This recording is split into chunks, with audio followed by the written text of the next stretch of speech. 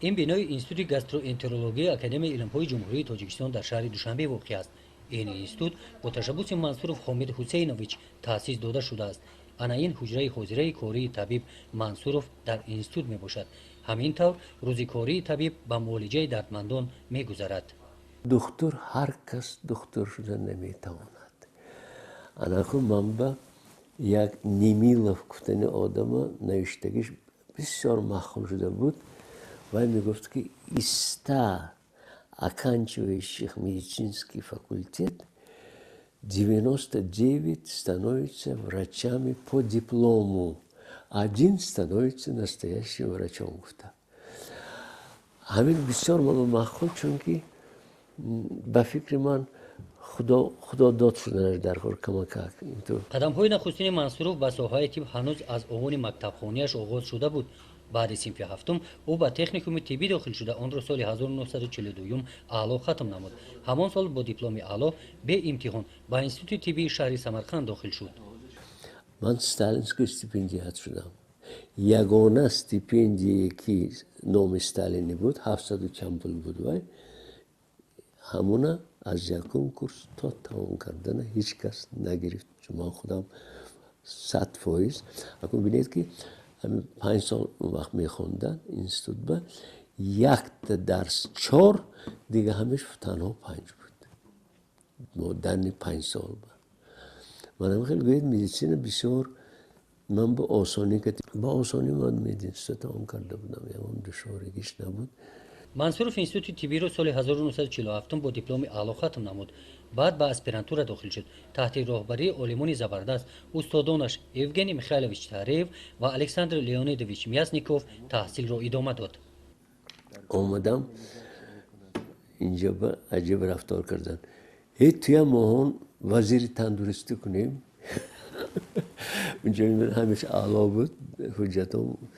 سر من گفتم نه من حالا هیچ خیلی تجربه هم ندارم و تیارم هم نیستم برای وزیر شدن. حالا بر وقت تینگه پای گفتن نشد دیرکتور اینستیتوت میکنیم. سال ابلاسوب دویم کاتب سکم و بیگانه آمده کار میکرد و روبروی کابینتش وقت خونه بود. ندومال نه ایدی подумай там. خودش کار کرده میشینه 2 ساعت من اونجا بیکاره میستم اکن. همین یک روز نی 2 روز نی 3 روز نی 4 روز همین دوام کرده است. من هم میبیام و هم بیام ندومال نه ایدی подумай. سانی من دیهاتی یکی از شاگردای عینی و وقتا زنده بودن همینجا بودن. اون کس رفته گفتم من اینا خیلی هر روز هم دیگه خونه در آرده میموند подумай گفته. سانی اون کس دامون عینی به تلفن کردن.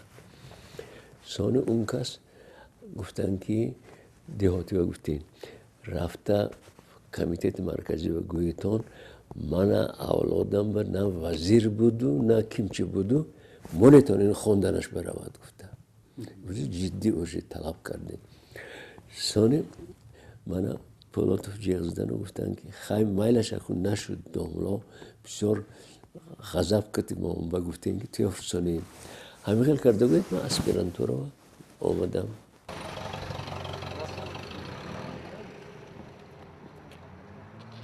آید تاریخ اینستیتوت گاستروانترولوژی تاجیکستان سال 1965 تشکیل یافته است.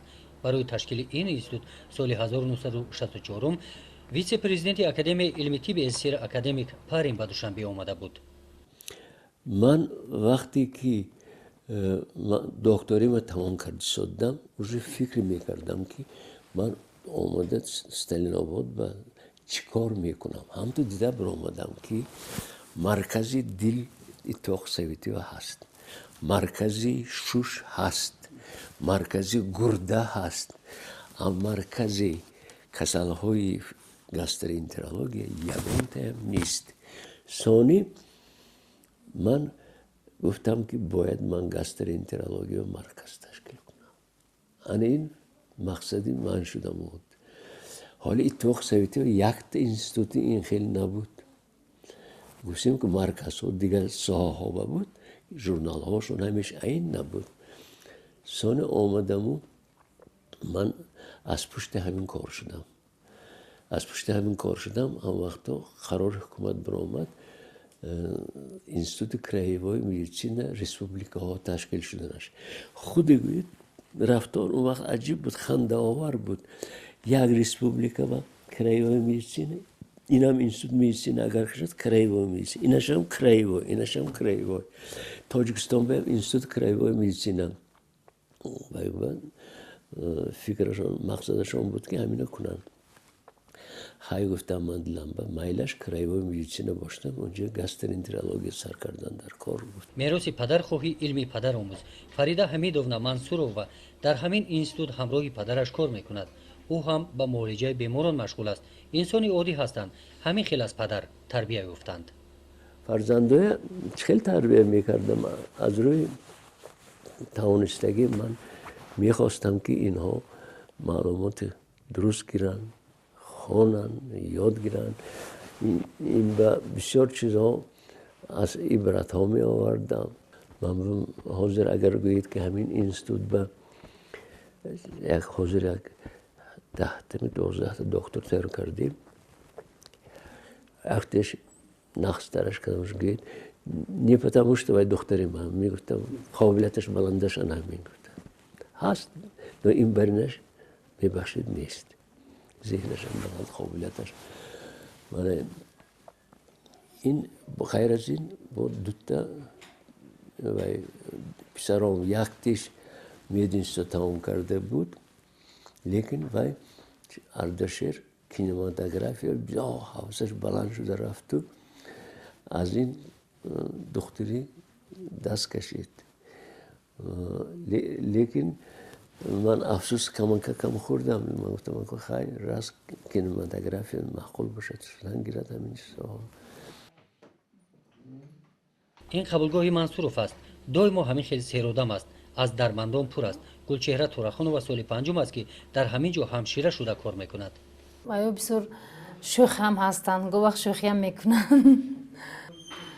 انسانی نغز هستند، با حرمتند، آدم حرمت میکنند. کسالای نغز میبینند، کسالا هم خوشرو لیچینی میکنند. همه کسالایی که پیش ما میبیان بسیار هم مینداری کرده میروند، نقشده سبز سلامت میروند. با پول بایی کری اگر من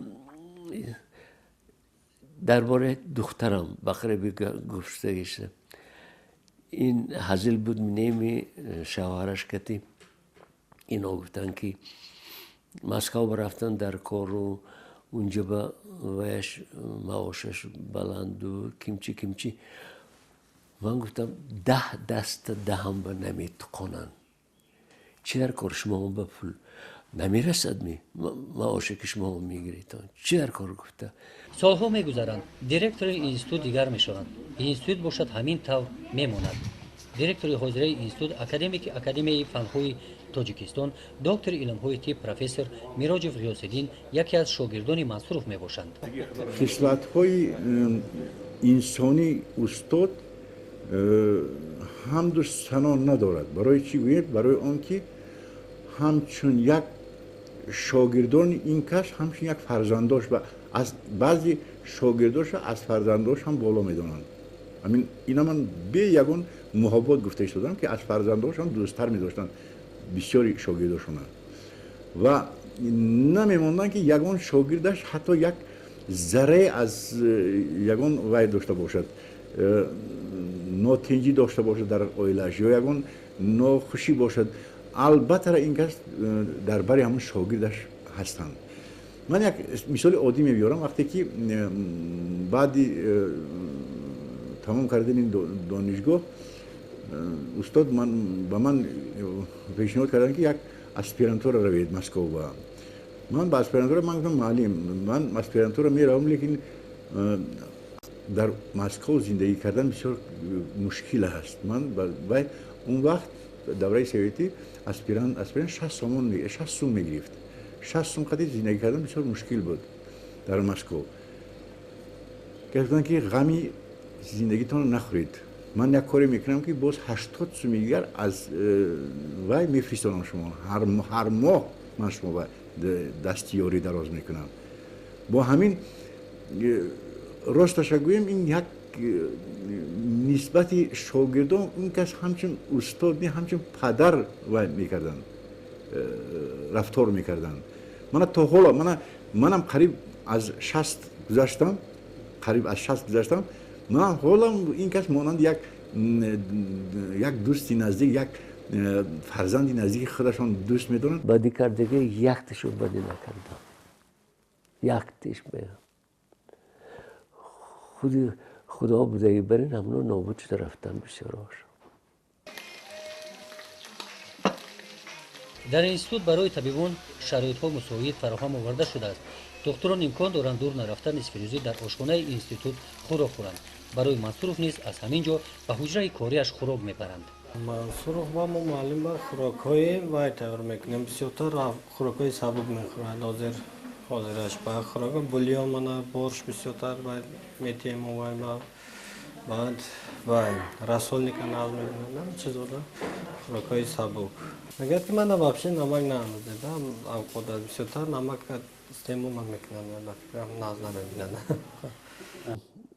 من بسیار مخول نیمم به عرق خوری.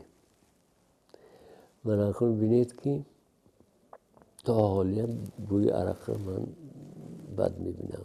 بوی عرق حتی او رو استاد، نوشتنش رو استاد. حامد منصورов از جای کار بگاهی به خانه برمیگردد. این حجره هست که بعضا در همین جا به مطالعه کتاب مشغول می شود و تلویزیون تماشا می کند. رسم های آلبوم را از نظر می گذراند. رسم ها مثل خرطه کینو از نظرش می گذرند. انا در این رسم منصورov با گالسک پیونری همراه استاد صدرالدین عینی است. آن وقت کودک بود. دوره کودکیش بسیار وزنی گذشته است. من مادرم توبرکولوز شدگی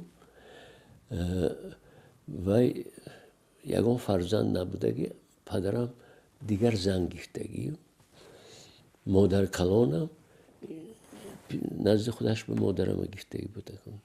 اینجا تاغم اکن هم اساسا یاردمی تاغم کتیمان بودیم همونجا با این و ماهانه تامین میکرده آدم حبس شده رفت. برای همین بسیار وقتهای بد بود. اون وقتها هم نمیدارم فقط پیاوه میکردن مادر کلانم. پیاوه میدونی تو؟ آرده میزی بارنانو همین خیلی خوراک. من حیران شده بودم. من همین خیلی بیچارگی همین خیلی گوید ثانی مادرم هم که گذشت دامن عینی گرفت اوژه منو خواهرم و اینا اوژه ما خانه عینی با پیدا شده موندیم. این رسمی همسرش است. تا امروز یادآوری از او باقی مانده است. حالا در قید حیات نیستند.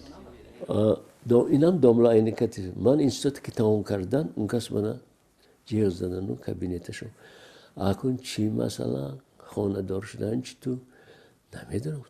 مصلحت من همین تا مردی که خودش عائله خودش نغز برده میتونستگی نشود و باید زن نگیرد. تو همینه گردنت میگیری؟ میرم. اگه من اسپیرانتور تمام کرده نامزد شده ثانی خانه دار شدم. از روی این اکن 28 به تخمین بودم. در این آلبوم رسم ها از دوره سفرها به خارجه کرده او هست. همچنین رسم های دوستان و شناسانش نیز بسیارند. دوست حقیقی من به اون خیلی دوست بسیار اصلش نبود. یک تا نیم تا میشه دود. مرد. هم خیلی دوست نغز داشتم و مرد. من یک روز تسلا شد من درباره لینین یک خوندم که باید دوستش نبود اسمی یک تا بود اسمی هم تو بود اسم. من گفتم خیلی از افتش همه خیلی هم شدنش ممکن بود از گفتم. لیکن دوستی حقیقی داشتگیم باید مرد بیشارم. اون خیلی جوره باز نیستم. روی راست میگویم. این خیلی نیمه. من حالی یک تا وای هست همون پسری حاضر میدونست میخوندگیم جوره هاش بسیار من دمه میگم جوره بسیار باید نشود کنم. جورش بسیار همون خیلی мансуров берун аз кор шикорро дӯст медошт. бо ин милтиқҳо замоне ба шикор мебаромад. акнун онҳоро ҳамчун туҳфа барои хотира нигоҳ медорад. Академик Парин, он касам шикора нағз медидин, вай герой қаҳрамони вай буд, социалисти. ҳар сол меомад, он кас ки мо шикор мекардем, мурғои дашти кори калон. Вай бечора худаш пир шудагӣ будааст, нағз тираш намерасад. Як ҳамхел тир меандохтаги чиз пайдо шуд, аста мана нишон медиҳад. Ман якта тир меандозам, вай меғалтад албатта. Ҳамхел сони вай одам Москва истиқомат мекард, пеш аз мурданаш 5 тира милтиқаша генерали милитсии Москва илтимос мекунад ки ҳамхел дӯстам аз Сталинобод генерали вай гӯяд ҳамина переписать должны от меня Мансурова гуфта. дар ана ин ҳуҷра бошад, мансуров ба корҳои илмӣ машғул мешавад. хизматҳое ки мансуров дар соҳаи илми тиб кардааст, гуфтанаш дар ин лавҳа басанда нест. ӯ академики академияи фанҳои ҷумҳурии тоҷикистон аст. аз сари аввал ҳамкасбҳои ман медико халал мерасонданд. Нашавад. Баз чӣ хатар ин анонимни хатҳо 18 анонимни хатро ман аз сарам гузарондагӣ. ҳамеша санҷида баромада, яктешам тасдиқ нашудагӣ. вақте ки охир ман ҳамин академики омад, ҳамин хел шуд ки ЦК КПСС менавиштем ки он контрабанд кати машғул мешавад. 8 моҳ газет ба эълон кардаи будан уже кандидатури ман ҳамунҷа ба 8 моҳ интихобота ховонда монданд. ҳамеша дида барондан ягон тез ки тӯри наомад, интихобот сар шуд. Москва ина регистратсия гирифтаги будааст. Он вақто главный учёный секретар академия ман ба гуфт ки Москва талаб кардааст аз результати голосования гуфта. Результати голосования ин кас гуфт ки ман уно ҷавоб додам ки таърихи академия ба ягон олим единогласно нагузаштаи буд. Ин кас гузашт единогласно. Общество гастроэнтерологов Венгрии, Болгарии и член-корреспондент Польши. ҳомид мансуровро на танҳо дар тоҷикистону русия, берун аз он ҳам мешиносанд. ҳамчун табиб шӯҳрати ҷаҳонӣ дорад. ӯ аъзои ассотсиатсияи гастроэнтерологҳои Венгрия ва Болгария, аъзокорреспонденти ассотсиатсияи интернистҳои Полша мебошад. Анаку муаллими ман худаш чӣ мегӯд? Посредственным мегӯд инженером можно быть. Посредственным торговым работником может быть, но посредственным врачом нельзя быть. Доктор посредственный дархор немегуфт. Анамин чизо мама бисёр махол. Ҳар кас ба фикри ман случайно докторо бисёр да. Ҳар кас ба худо надодааст. Анамин вай хосиятҳое ки ва доктор. дар бораи хислатҳои мансуров гуфтагӯ заштанд. дар одамон ҳаст хислатҳое ки писанди мансуров нестанд. Якумаш ин ки бад медидам одам худашро таъриф кардан гирад. ҳеҷ махол набуд. ҳамин хел одамо будин. Калон бошадам ки худашро ҳамин таъриф кардан мегӯяд. бачешам хел писарашам мешуд. Аз ин генетически мечи балоадаташ ҳамин хислат. ин ман ба махол не. сони чӣ гӯям шумо ба хай бисёр ҳам ҳамин ҷӯрабоз бошаду фақат ҳамин айшу ишрат ман ба ин махол не. ман наметавонам ин хелаша. мансуров мансабталаб набуд, дар пайи мансаб ҳам набуд. мансаб кати вақташо бисёри ҳамон маҷлисҳошон ҳама вақт мебарад, дигар кори худаш бисёр яктараф мемонад. барои ман махол немонад. як вақто қизиқ буд институтда мехондагим ба. агар вай сустигӣ кунад ҳамон дарси терапия масалан, ладно, пусть мы из него сделаем главного врача. Главный врач, она ташкили мечкроша самон. Майлаш мегӯяд инҷа нашавад, унҷа мешавад. هم وزیرم هم خیلی ولی وزیر همون یک خاصیت های دیگه در کار باید با همون وزیر شکردن گیرد. соли 2005 ба зодрӯзи академики академияи фанҳои тоҷикистон аъзои фахри ассотсиатсияи гастроэнтерологҳои венгрия ва булғория аъзокорреспонденти ассотсиатсияи интернистҳои полша лауреати мукофоти давлатии ба номи абуалӣ ибни сино ходими хизматнишондодаи илми ҷумҳурии тоҷикистон директори фахрии институти гастроэнтерологҳои академияи илмҳои ҷумҳурии тоҷикистон профессор мансуров ҳомид ҳусейнович 80 сол пур шуд.